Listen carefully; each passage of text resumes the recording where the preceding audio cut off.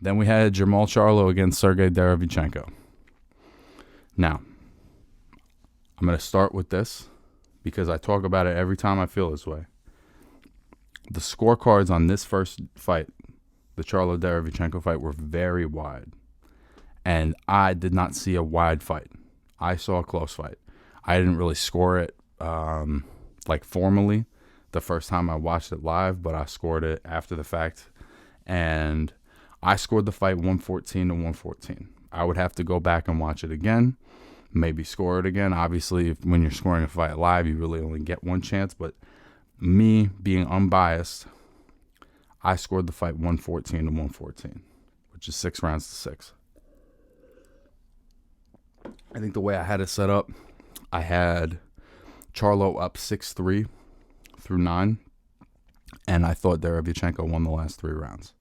So, that being said, though, the fight did look somewhat similar to what I thought it could look like. The difference is that Jermall adjusted.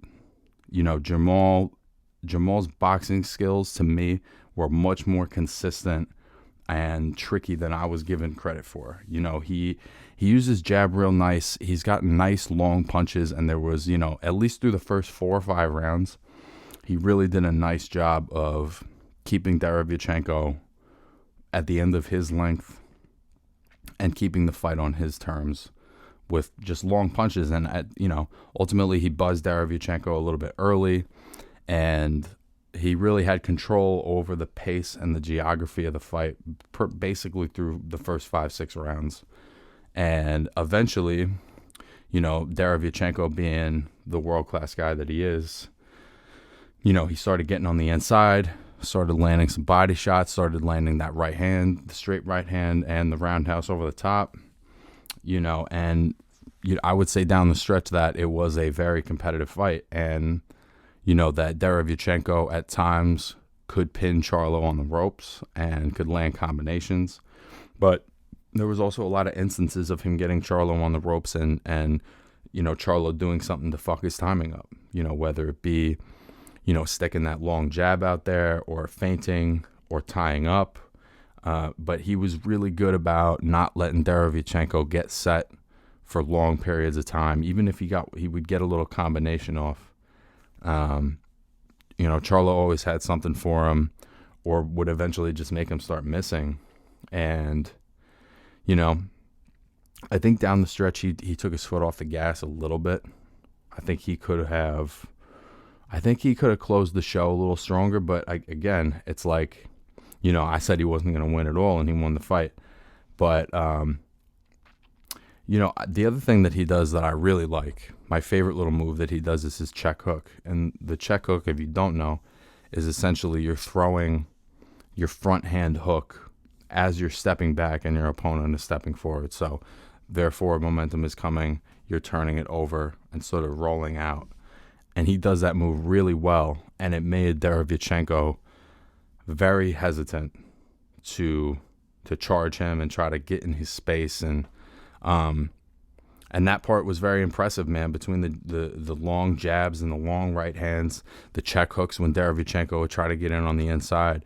It just made it very difficult for Derevyanchenko to do what he wanted to do.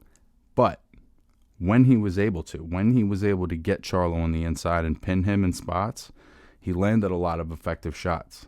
But at the end of the day, the way you're scoring the fight is round by round, who's controlling the greatest amount of time, who's landing the clean, effective punches, and who's working, the most consistently. You have to look at each round as, who would I rather be at the end of that round? This fight had a lot of close rounds, which is frustrating to see scorecards like 118, 110, 117, 111, even 116, 112. That's at least like within the realm of reality, but this seemed like a more of a flip a coin kind of fight than the scores would indicate. And I think that's unfortunate because, what would have happened if Derevyanchenko did even better than that? Would they have been paying attention? Would the judges, have taken notice of the work he was doing? So that part of it is frustrating as a fan. You want to You want to see these guys get a fair shake, man. You want to see everybody get a fucking 50-50 chance in every fight. Like, you have to win the fight to win the fight. And that's ultimately been one of my biggest critiques of the Charlos over time. And that's not necessarily even their responsibility, that they've been the beneficiaries of, being the A side, favorable judging, favorable commentary,